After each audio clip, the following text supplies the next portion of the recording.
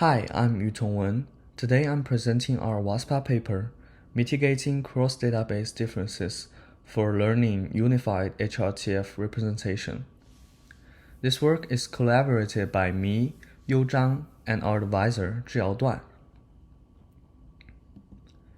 For background, HRTFs refer to head-related transfer functions. These functions encode spectral changes of sound from source to listener's ears. It provides spatial cues for humans to determine where the sound source originates from, and therefore these functions are fundamental to virtual auditory displays. The plot below here illustrates the effect of HRTFs.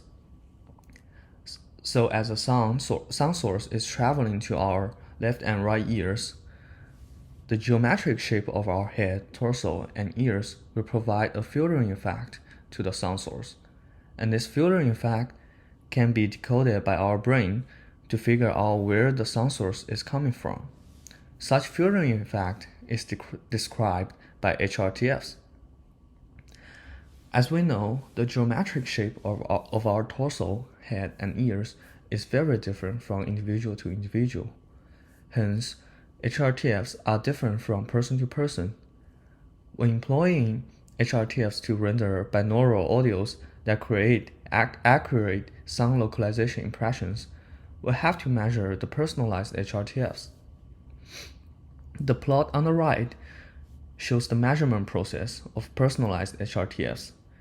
Typically, we use a speaker array that simulates sound sources from different source positions, and we will rotate the speaker arrays to generate sound sources in numerous locations.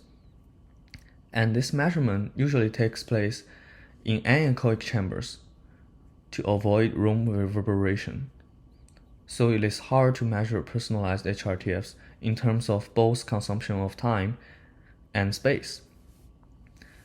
And therefore, it is desired to develop a data-driven method to model personalized HRTFs. There are existing measured HRTF databases that can be used to model personalized HRTFs. The table here shows some publicly available databases. The first row gives the number of subjects in each database. We can see that the number of measured subjects are typically very small. Because of the small number of subjects in each database, it is hard to model HRTFs as they are very high-dimensional, covering all the spatial locations and frequencies. And the second row shows the measured source positions in each database. We can see that the number of measured source positions differ from database to database a lot. The measured locations are also different, which is visualized here on this plot, showing that they have different spatial sampling schemes. A natural approach to solve this issue of the limited size data available in each database will be to mix those databases together to increase the size of the training data. However, because of the different spatial sampling schemes, it is hard to do mixed database training in practice. HRTF field was proposed by Zhang et al. To alleviate the differences of spatial sampling schemes and enable the mixed database training. The idea behind this is to view each HRTF as a discrete sample from the underlying continuous space and try to model the continuous function directly. So for example, for each sample point, it will view it as a discrete sample from the underlying continuous space, and then model the continuous space directly through this model. So the different sample schemes will not matter for mixed database training. However, besides spatial sampling schemes, a more recent study by Powells and others shows that there are other significant differences across HRTF databases which will hinder the mixed training process potentially. They show this by conducting the experiment of HRTF classification over databases. Their experiment is to use a kernel SVM to classify for a given HRTF which database this HRTF originates from. Since the number of the measured positions are different for each database, this group chose only to include the HRTFs at the 12 common positions shared by all the databases involved in their study. The classification result is shown by this confusion matrix here.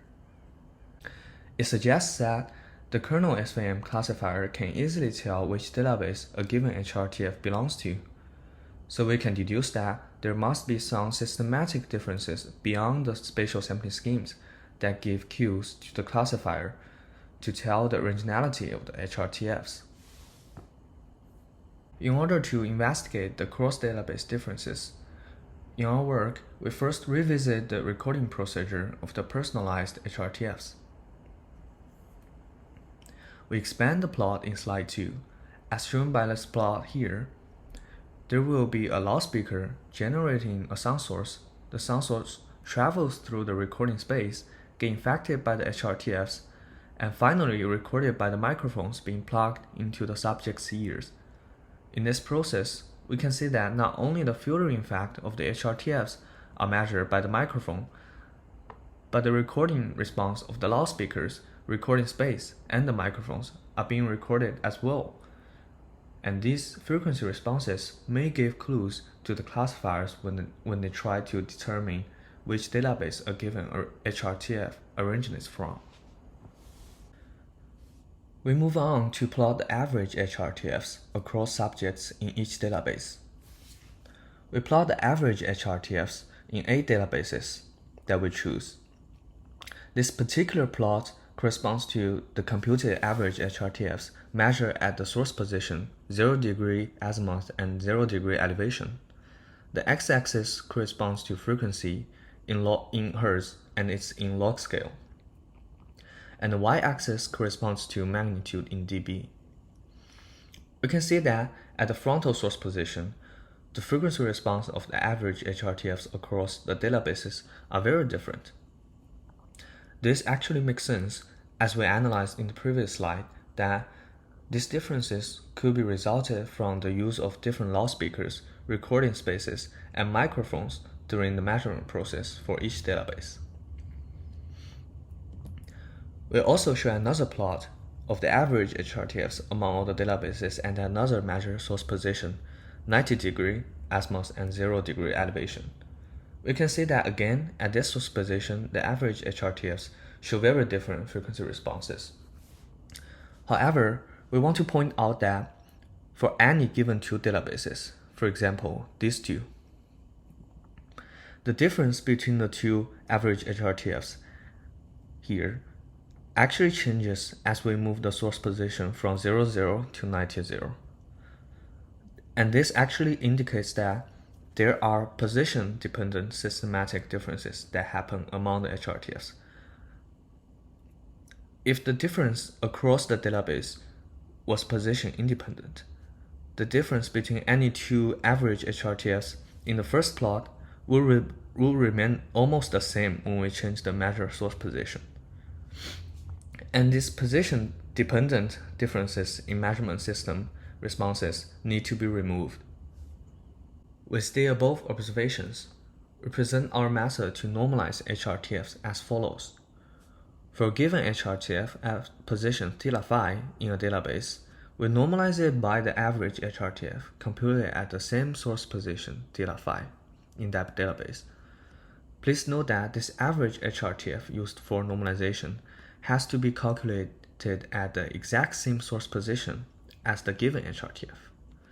If we use the average HRTF that's being computed across a different or multiple positions in a given database, we will actually lose the position-dependent information that we want to remove. We here show the HRTF database's classification result before normalization. The task is to classify which database a given HRTF originates from. We follow the experiment set up from the aforementioned study by Powell et al. To eliminate the effect of different spatial sampling schemes in the databases by only including the HRTFs measured at the common source position across all databases. We limited the frequency range for our HRTFs from 200 Hz to 18,000 Hz. since the frequency outside this range usually is not captured accurately during measurements.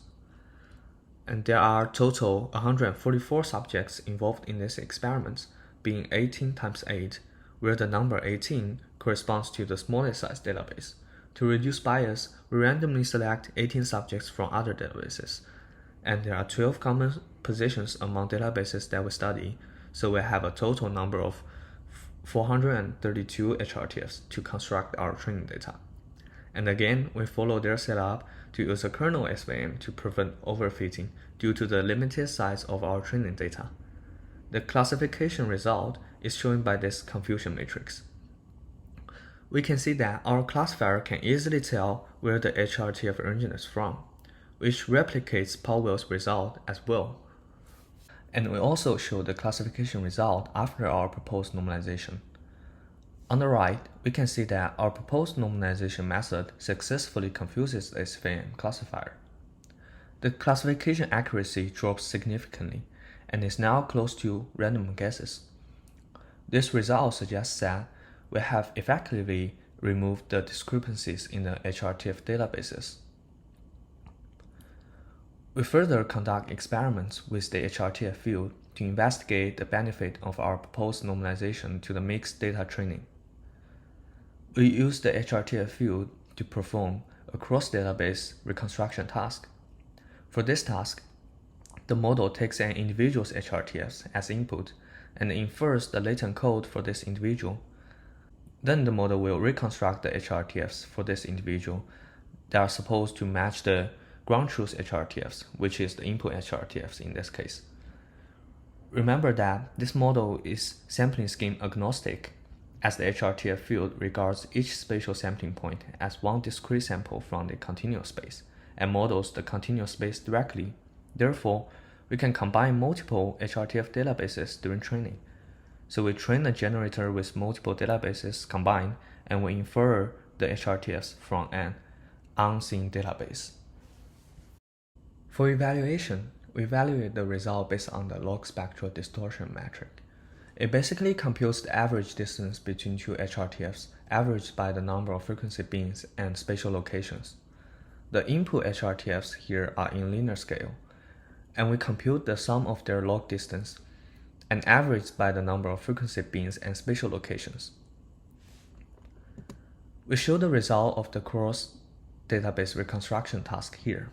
The table lists the LSD results from each experiment, and the experiment setup is labeled above. The training sets are denoted with triangles, and the testing sets are denoted with circles. With those databases data bank, they are not used in the corresponding experiment. We have intentionally constructed these several experiments to demonstrate the generality and robustness of the model. And finally, we construct two cross-database training and evaluation using all available databases. We can see that for all the experiments, the HRTF field with our normalization method consistently outperforms the baseline. This shows that our normalization method has the ability to improve the model's performance. We also show the results of the ablation study on the normalization method that is not based on position-dependent average HRTFs. So for this position-independent normalization method, we normalize a given HRTF by the average HRTF across all subjects from the shared 12 positions together. We can see that first, from the classification result, the accuracy is not as low as our proposed method. And for the reconstruction result using HRTF field with this normalization method, it cannot obtain LSDs as low as our proposed method either. This suggests that the position dependency is actually the key to our method. The key takeaways of our paper is that, first, there are position-dependent systematic differences across a variety of databases, and it is effective to normalize these differences using the average person HRTFs from individual positions. And we believe that our proposed normalization method is promising to benefit many machine learning-based methods for a variety of research. Thank you.